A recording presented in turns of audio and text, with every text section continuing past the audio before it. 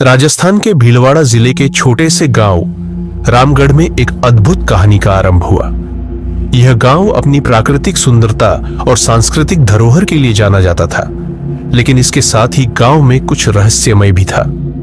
यहाँ अजय नामक एक लड़का अपने परिवार के साथ रहता था, जिसके दादा त्रिलोचन बाबा पर देवी देवताओं की सवारी आती थी।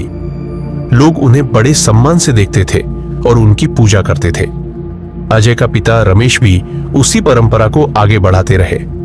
जब अजय बच्चा था तब उसके पिता उसे देवताओं की पूजा सिखाते थे और बताते थे कि यह शक्तियां कितनी महत्वपूर्ण है।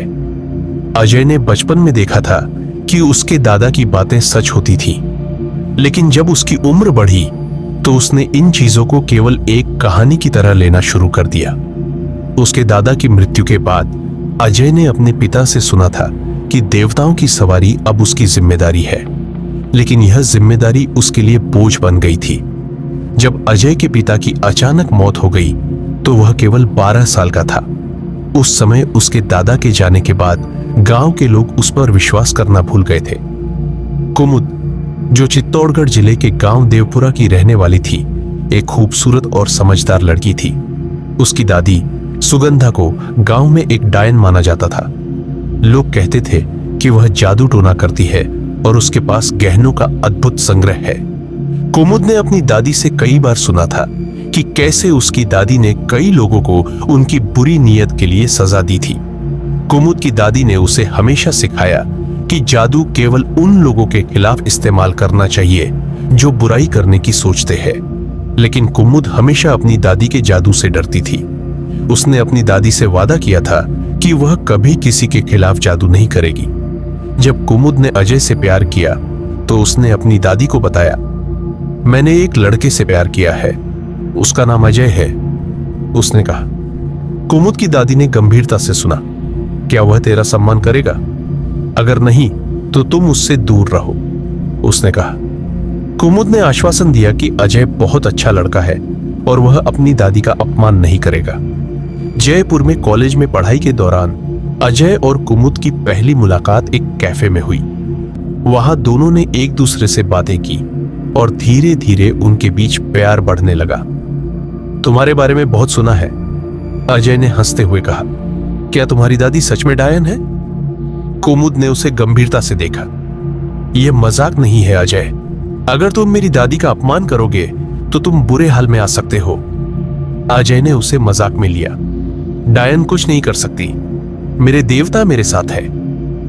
उस रात अजय के सपने में उसकी दादी त्रिलोचन बाबा आई। उन्होंने कहा, बेटा, अपने देवताओं का अपमान मत करो, यह तुम्हारे लिए खतरनाक हो सकता है। अजय ने अपनी बुरी आदतों को जारी रखा। शराब पीना, सिगरेट पीना और मांस खाना उसकी दिनचर्या बन गई। उसने अपनी शक्तियों की परवाह करना बंद कर दिया। धीरे धीरे अजय को अजीब घटनाओं का सामना करने लगा।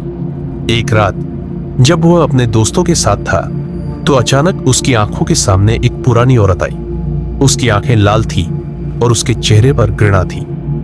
तूने मेरी पोती का अपमान किया है, उसने कहा। अजय घबरा गया, लेकिन उसने खुद को समझाया कि यह सब उसके दिमाग की उपज है।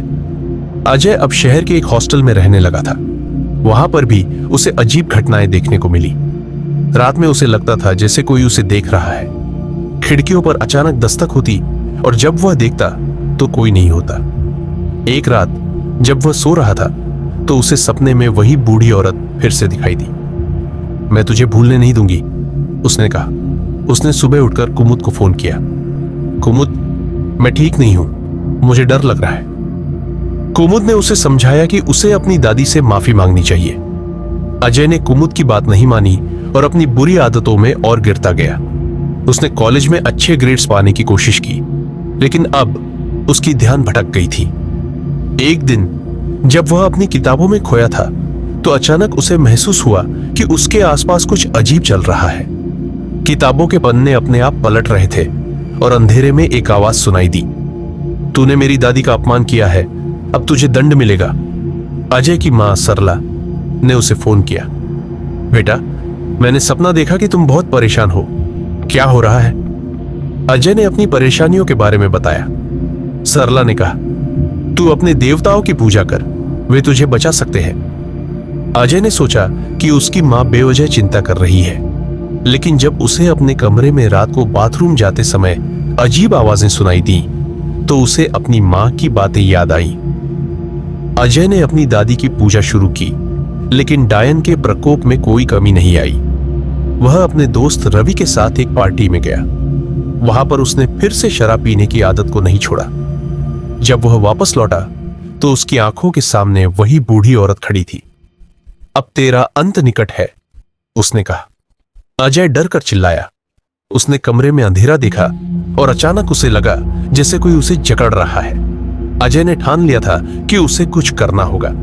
उसने अपने दादा त्रिलोचन बाबा की तस्वीर को सामने रखा और पूजा करना शुरू किया। हे देवता, मेरी रक्षा करो, उसने पुकारा। उस रात उसे फिर से वह बूढ़ी औरत सपने में मिली। तू अब और नहीं बच सकता। अजय ने अपने दिल में हिम्मत भर ली और डायन से मुकाबला करने का निर्णय लिया। वह कुमुद के पास गया और उसने कहा, मुझे मदद चाहिए। कुमुद ने कहा, मेरी दादी की शक्ति का सम्मान करो। अगर तुम मेरी दादी को संतुष्ट करोगे तो वह तुम्हारी मदद कर सकती है। अजय ने उस रात को फिर से पूजा की। वह अपनी पूरी शक्ति के साथ दादी की तस्वीर के सामने खड़ा रहा। अगली सुबह जब अजय ने पूजा की तो अचानक एक अंधेरा छा गया। उसे लगा जैसे डायन उसके पास आ गई है। उसने महसूस किया कि वह उसे डराने के लिए आई है। तूने मुझे चुनौती दी थी और अब तू भुगतेगा, डायन ने कहा। अजय ने कहा, मैं तुम्हारे डरने से नहीं डरता। उसने देवी देवताओं का नाम लिया और अपने अंदर की शक्ति को जगाया। अचानक वह अपने दादा को सपने में देखता है। बेटा, तुम्हें अपने भीतर की शक्ति को जगाना होगा। अजय ने अपनी आंखें बंद की और ध्यान लगाते हुए देवी देवताओं का नाम लेना शुरू किया। जैसे ही उसने अपने भीतर की शक्ति को महसूस किया, उसके चारों ओर एक तेज रोशनी फैलने लगी। डायन चिल्लाई, ये क्या है? अजय ने जोर से कहा, मैं तुम्हें अपनी शक्ति के आगे नहीं झुकने दूंगा। अजय ने समझा कि उसे अपनी बुरी आदतें छोड़कर अपनी शक्तियों को फिर से समझना होगा। उसने तय किया कि वह कुमुद और अपने देवताओं के साथ एक नया जीवन शुरू करेगा। अजय ने अपनी गलतियों से सबक लिया और अब वह पूरी तरह से अपने देवी देवताओं की पूजा करने लगा। उसने कुमुद से वादा किया कि वह हमेशा उसके साथ रहेगा। इस प्रकार अजय ने अपनी जिंदगी को बदल दिया। वह अब न केवल एक अच्छा इंसान बन गया था, बल्कि उसने अपनी शक्तियों को भी फिर से जगा लिया। कुमुद और अजय के बीच प्रेम और विश्वास की एक नई कहानी की शुरुआत हुई। कुमुद ने अजय का साथ निभाया और दोनों ने मिलकर एक नई शुरुआत की। अजय ने अपनी दादी की पूजा शुरू की और अपनी जीवन शैली को सुधार लिया। अब वह केवल अपने और कुमुद के लिए नहीं, बल्कि अपने गांव के लिए भी जीने लगा। कुमुद की दादी ने अजय को आशीर्वाद दिया और कहा, तूने अपनी बुराइयों को छोड़ दिया है, अब तुझे कोई खतरा नहीं है। अजय ने अपने परिवार और अपने देवताओं के प्रति अपनी जिम्मेदारी समझी और एक नई जिंदगी की शुरुआत की। यह कहानी यहीं पर खत्म होती है और इस बात की है कि हमें कभी भी अपनी शक्तियों और परंपराओं को नहीं भूलना चाहिए। जब हम अपने आसपास की बुराइयों को पहचानते हैं और उनसे लड़ते हैं, तभी हम सच्चे मायनों में जीवन जी सकते हैं। अजय और कुमुद की कहानी इस बात का प्रतीक है कि सच्चा प्रेम और आस्था हर बाधा को पार कर सकती है।